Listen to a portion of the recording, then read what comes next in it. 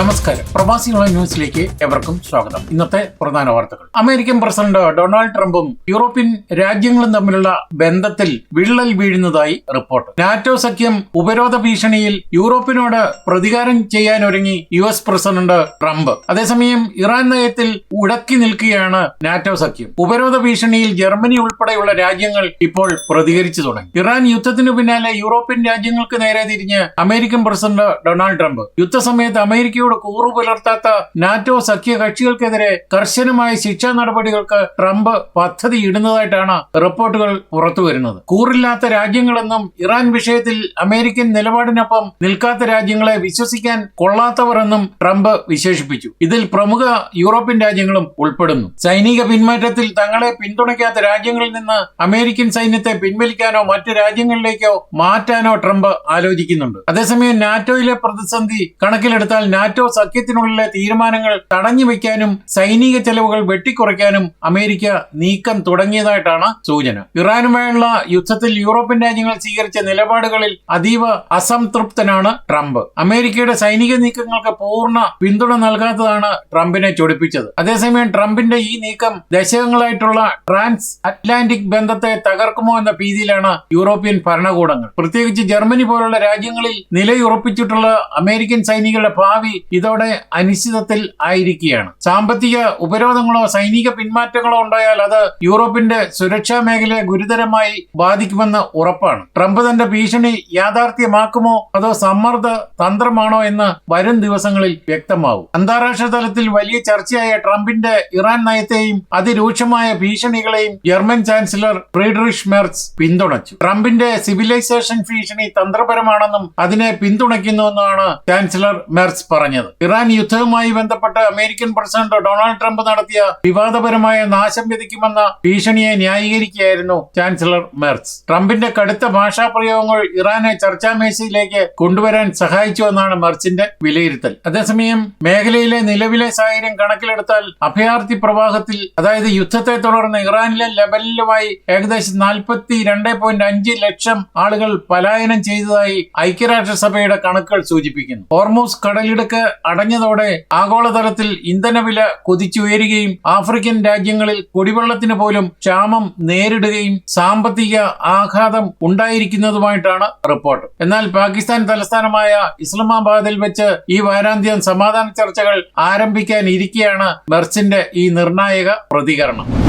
ജർമ്മനിയിലെ ഹാംബുർഗ് നഗരത്തിന് തൊട്ടടുത്തുള്ള ഹൽസ്റ്റൻബെക്കിൽ വ്യാഴാഴ്ച അസാധാരണവും എന്നാൽ ഹൃദ്യവുമായ ഒരു സംഭവം അരങ്ങേറി. പ്രസവ വേദനയെ തുടർന്ന് ആശുപത്രിയിലേക്ക് പോവുകയായിരുന്ന യുവതി തിരക്കേറിയ A23 ഔട്ടോബാൻ ഹൈവേയുടെ അരികിൽ വെച്ച് കുഞ്ഞിന് ജന്മം നൽകി. ആശുപത്രിയിൽ എത്തുന്നതിന് മുൻപേ പ്രസവം നടന്നതോടെ ഉടൻ തന്നെ അഗ്നിശമന സേനയും മെഡിക്കൽ സംഘവും സ്ഥലത്തെത്തി. പ്രസവം നടന്ന ഉടനെ എത്തിയ രക്ഷാപ്രവർത്തകർ വലിയ വാഹനങ്ങൾ ഉപയോഗിച്ച് ഹൈവേയുടെ ഒരു ഭാഗം മറയ്ക്കുകയും അമ്മയ്ക്കും കുഞ്ഞിനും ആവശ്യമായ സ്വകാര്യതയും സുരക്ഷയും ഒരുക്കുകയും ചെയ്തു. ഏകദേശം 1 മണിക്കൂറോളം റോഡ് അരികിൽ വെച്ച് തന്നെ പ്രാഥമിക ചികിത്സകൾ നൽകിയ ശേഷം അമ്മയെയും കുഞ്ഞിനെയും സുരക്ഷിതമായി ആശുപത്രിയിലേക്ക് മാറ്റി. ഇരുവരും സുഖമായിരിക്കുമെന്ന് അധികൃതർ അറിയിച്ചു. സംഭവം വളരെ സന്തോഷകരമായി അവസാനിച്ചെങ്കിലും ഇതിനു പിന്നിലെ ഗൗരവകരമായ മറ്റൊരു വശം ആരോഗ്യ വിദഗ്ധർ ചൂണ്ടിക്കാണിക്കുന്നു. വടക്കൻ ജർമ്മനിയിൽ റോഡ് അരികിലും ആംബുലൻസുകളിലും പ്രസവം നടക്കുന്നത് വർദ്ധിച്ചു വരികയാണെന്ന് മിഡ്വൈഫ് അസോസിയേഷൻ ആരോപിച്ചു. പല ക്ലിനിക്കുകളും സെൻട്രലൈസ് ചെയ്യുന്നതിന്റെ ഭാഗമായി പ്രാദേശിക ആശുപത്രികൾ നിർത്തലാക്കുന്നത് ജർമ്മനിയിൽ ഇപ്പോൾ ആശുപത്രികളുടെ ദൂരപരിധി വർദ്ധിപ്പിക്കുന്നത് ഒരു വലിയ പ്രശ്നമായി തീരുകയാണ്. ആവശ്യമായ സൗകര്യങ്ങളില്ലാത്ത ഇടങ്ങളിൽ പ്രസവം നടക്കുന്നത് അമ്മയുടെയും കുഞ്ഞിന്റെയും ജീവന് ഭീഷണിയാണെന്നും വിദഗ്ധർ മുന്നറിയിപ്പ് നൽകുന്നു. യൂറോപ്പിലെ ഏറ്റവും വലിയ സാമ്പത്തിക ശക്തിയായ ജർമ്മനിയുടെ വ്യവസായ മേഖലയിൽ അപ്രതീക്ഷിത തിരിച്ചടി. ഫെബ്രുവരി മാസത്തിലെ കണക്കുകൾ പ്രകാരം ജർമ്മനിയുടെ വ്യവസായ ഉൽപാദനത്തിൽ, അതായത് ഇൻഡസ്ട്രിയൽ പ്രൊഡക്ഷനിൽ 0.3% ഇടിവാണ് രേഖപ്പെടുത്തിയത്. ഇറാൻ ഉൾപ്പെട്ട മിഡിൽ ഈസ്റ്റ് സംഘർഷങ്ങൾ ആഗോള വിപണിയെ ബാധിക്കുന്നതിന് മുമ്പ് തന്നെ ജർമ്മൻ സമ്പദ് വ്യവസ്ഥ തളർച്ചയിലായിരുന്നുവെന്നാണ് ഈ കണക്കുകൾ വ്യക്തമാക്കുന്നത്. വ്യവസായ ഉൽപാദനത്തിൽ 0.6% മുതൽ 7% വരെ വളർച്ചയുണ്ടാകുമെന്നായിരുന്നു സാമ്പത്തിക വിദഗ്ധരുടെ കണക്ക്. വരാനിരിക്കുന്നത് കടുത്ത പ്രതിസന്ധിയായിട്ടോ അല്ലെങ്കിൽ മിഡിൽ ഈസ്റ്റിലെ സംഘർഷങ്ങൾ സപ്ലൈ ചെയിനുകളെ ബാധിക്കുന്നതിന് മുമ്പ് തന്നെ ജർമ്മനി ഇത്തരമൊരു തളർച്ച നേരിടുന്നത് ഗൗരവകരമാണെന്നാണ് വിദഗ്ധർ കാണുന്നത്. വിപണിയിലെ അനിശ്ചിതത്വവും ഉൽപാദനക്കുറവും വരും മാസങ്ങളിൽ ജർമ്മനിയുടെ ആഭ്യന്തര ഉൽപാദനത്തെ കൂടുതൽ താഴേക്ക് തള്ളിയിടുമെന്നും പ്രവചനമുണ്ട്. ബെർലിനിലെ അലക്സാണ്ടർ പ്ലാറ്റ്സിൽ നടന്ന വിവാദപരമായ പ്രതിഷേധത്തെക്കുറിച്ചുള്ള ഒരു വാർത്തയാണ് ഇനി പരാമർശിക്കുന്നത്. ബെർലിൻ നടുങ്ങി, നടു റോഡിൽ തൂക്കുമരവും ചങ്ങലക്കിട്ട മനുഷ്യരും. ഗാസ പ്രതിഷേധം ജർമ്മനിയിൽ അതിരുവിടുന്നുവോ എന്ന സംശയമാണ് ഇപ്പോൾ എല്ലായിടത്തു നിന്നും ഉയരുന്നത്. ജർമ്മനിയുടെ ഹൃദയഭാഗമായ ബെർലിനിലെ അലക്സാണ്ടർ പ്ലാറ്റ്സിനെ നടുക്കിയ പ്രകടനമാണ് കഴിഞ്ഞ ദിവസം അരങ്ങേറിയത്. പലസ്തീൻ അനുകൂലികൾ നടത്തിയ പ്രതിഷേധം കേവലം മുദ്രാവാക്യങ്ങളിൽ ഒതുങ്ങാതെ ക്രൂരമായ വധശിക്ഷാ രംഗങ്ങൾ പുനരാവിഷ്കരിച്ചതോടെ ജനങ്ങൾ അക്ഷരാർത്ഥത്തിൽ ഞെട്ടിപ്പോയി. പ്രതിഷേധത്തിൽ കണ്ടത് ഭീകര ദൃശ്യങ്ങളാണ്. തൂക്കുമരവും തടവുകാരും കെട്ടിമുറുക്കിയ 4 പേർ തലയിൽ ചാക്കുമായി തൂക്കുമരത്തിന് മുന്നിൽ നിൽക്കുന്നു. ഇവരുടെ വധശിക്ഷ നടപ്പാക്കാൻ പോകുന്നു എന്ന പ്രതീതിയാണ് അവിടെ സൃഷ്ടിക്കപ്പെട്ടത്. മൃഗത്തെ പോലെ ചങ്ങലക്കിട്ട മനുഷ്യൻ, മറ്റൊരിടത്ത് പട്ടാള വേഷം ധരിച്ച ഒരാൾ മറ്റൊരു മനുഷ്യനെ കഴുത്തിൽ ചങ്ങലക്കിട്ട് നായയെ പോലെ തറയിൽ ഇരുത്തിയിരിക്കുന്നു. ഇടയ്ക്കിടെ അയാളുടെ തല ബലമായി താഴ്ത്തി അപമാനിക്കുന്നതും കാണാം. നൂറുകണക്കിന് വിനോദസഞ്ചാരികളും കൊച്ചു കുട്ടികളും നോക്കി നിൽക്കുകയായിരുന്നു ഈ ക്രൂരമായ പ്രകടനം. പലരും ഭീതിയോടെയും അറപ്പോടെയുമാണ് ഇത് കണ്ടുനിന്നത്. എന്നാൽ പോലീസിന്റെ വിശദീകരണം ഏറെ അത്ഭുതകരമാണ്. ഇത്രയും ഭീകരമായ രംഗങ്ങൾ പൊതുസ്ഥലത്ത് പ്രദർശിപ്പിച്ചിട്ടും എന്തുകൊണ്ട് പോലീസ് ഇടപെട്ടില്ല എന്ന ചോദ്യം ഇപ്പോൾ ശക്തമായി ഉയരുകയാണ്. ഇതിന് പോലീസ് വക്താവ് നൽകിയ മറുപടിയാണ് ഇനി പറയുന്നത്. യഥാർത്ഥമായ അക്രമങ്ങൾ അവിടെ നടന്നിട്ടില്ല. തൂക്കിലേറ്റുന്നത് നേരിട്ട് കാണിച്ചിരുന്നെങ്കിൽ ഞങ്ങൾ ഉടൻ ഇടപെടുമായിരുന്നു. വംശഹത്യ നിർത്തുക, അതായത് സ്റ്റോപ്പ് ദ ജനോസൈഡ് എന്ന മുദ്രാവാക്യം നിരോധിക്കപ്പെട്ട ഒന്നല്ല. എന്നാൽ ഇത് അതിരുകടന്ന പ്രതിഷേധമായിട്ട് ജർമ്മൻ ആഭ്യന്തര വകുപ്പ് ഈ സംഭവത്തെ അതിശക്തമായി അപലപിച്ചു. ആവിഷ്കാര സ്വാതന്ത്ര്യം ഉണ്ടെങ്കിലും അത് മാനുഷിക മൂല്യങ്ങളെ അവഹേളിക്കുന്ന തരത്തിലാകുന്നത് അംഗീകരിക്കാനാവില്ലെന്നാണ് അധികൃതർ വ്യക്തമാക്കിയത്. സംഭവത്തിൽ സ്റ്റേറ്റ് സെക്യൂരിറ്റി അന്വേഷണം ആരംഭിച്ചിട്ടുണ്ട്. വരും ദിവസങ്ങളിൽ ഇത്തരം പ്രതിഷേധങ്ങൾക്ക് കർശന നിയന്ത്രണങ്ങൾ ഏർപ്പെടുത്താനാണ് സാധ്യത. രാഷ്ട്രീയ പ്രതിഷേധങ്ങൾക്കപ്പുറം മനുഷ്യത്വത്തിന് നിരക്കാത്ത ഇത്തരം പ്രകടനങ്ങൾ യൂറോപ്പിൽ വലിയ ചർച്ചകൾക്ക് വഴി തെളിച്ചിരിക്കുകയാണ്. എന്നാൽ ജർമ്മനിയിൽ എന്തൊക്കെ അരങ്ങേറിയാലും പലതും കണ്ടില്ല കേട്ടില്ല എന്ന് മാത്രമല്ല, ഇതൊന്നും ഞങ്ങൾക്ക് ഭൂഷണമല്ല എന്നാണ് ഇവിടുത്തെ അധികാരികളും അല്ലെങ്കിൽ പോലീസിന്റെ ചിലപ്പോഴത്തെ പ്രതികരണം എന്ന് പറഞ്ഞാൽ അതൊരിക്കലും അതിശയോക്തിയാവില്ല.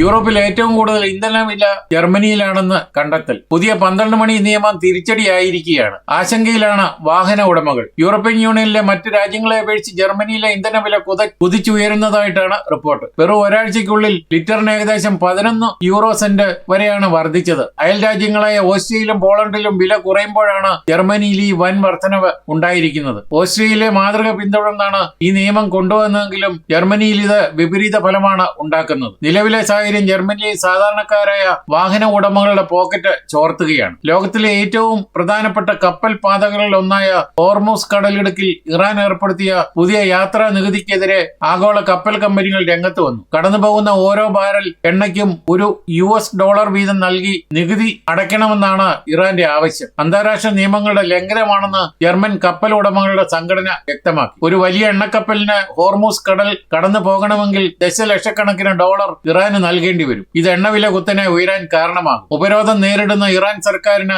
പണം നൽകുന്നത് അന്താരാഷ്ട്ര നിയമപ്രകാരം കുറ്റകരമാകാൻ സാധ്യതയുണ്ട്. തീവ്രവാദത്തെ സഹായിക്കുന്നതിനായി കണക്കാക്കി കപ്പൽ കമ്പനികൾക്കെതിരെ നടപടി ഉണ്ടാകുമെന്ന് സുരക്ഷാ ഏജൻസികൾ മുന്നറിയിപ്പ് നൽകി. ഹോർമൂസ് കടലിടുക്ക് ഒരു അന്താരാഷ്ട്ര പാതയാണ്. ഐക്യരാഷ്ട്രസഭയുടെ സമുദ്ര നിയമപ്രകാരം ഇവിടെ സ്വതന്ത്രമായി സഞ്ചരിക്കാൻ എല്ലാ രാജ്യങ്ങൾക്കും അവകാശമുണ്ട്. ഇറാന്റെ ഈ അനധികൃത നികുതി ആർക്കും അംഗീകരിക്കാനാവില്ല. ജർമ്മൻ കപ്പൽ ഉടമകൾ ഇത് വ്യക്തമാക്കി. നിലവിൽ നിരവധി ജർമ്മൻ കപ്പലുകൾ സുരക്ഷാ കാരണങ്ങളാലും നികുതി തർക്കത്താലും കടലിടുക്കിന് പുറത്ത് നങ്കൂരം ഇട്ടിരിക്കുകയാണ്. നിലവിലെ പ്രതിസന്ധി പരിഹരിക്കാനായി പാകിസ്ഥാൻ പ്രധാനമന്ത്രി ഷഹബാസ് ഷരീഫിന്റെ നേതൃത്വത്തിൽ വെള്ളിയാഴ്ച ഇറാനും അമേരിക്കയും തമ്മിൽ ചർച്ചകൾ നടക്കുന്നുണ്ട്. ഈ ചർച്ചകൾ വിജയിച്ചാൽ മാത്രമേ ഹോർമൂസ് കടലിടുക്കിലൂടെയുള്ള ചരക്ക് നീക്കം പുനരാരംഭിക്കാൻ സാധിക്കുകയുള്ളൂ.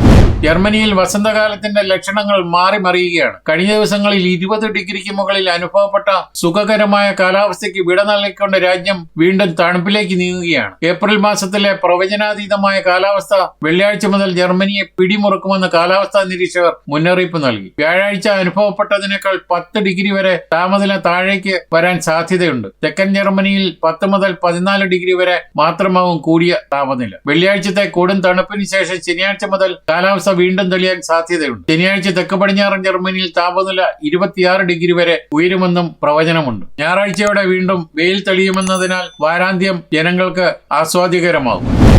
ഇതോടെ ഈ വാർത്താ ബുള്ളറ്റിനോട് പൂർണ്ണമാവുകയാണ്. നിങ്ങൾ നൽകി വരുന്ന എല്ലാവിധ പിന്തുണയ്ക്കും ഞങ്ങൾ ഹൃദയപൂർവ്വം നന്ദി അറിയിക്കുന്നു. അതോടൊപ്പം കൂടുതൽ വാർത്തകളും വിശേഷങ്ങളും അറിയാൻ യൂറോപ്പിലെ ആദ്യത്തെ മലയാളത്തിലുള്ള ഓൺലൈൻ പോർട്ടലായ പ്രവാസി സന്ദർശിക്കാൻ നന്ദി. നമസ്കാരം.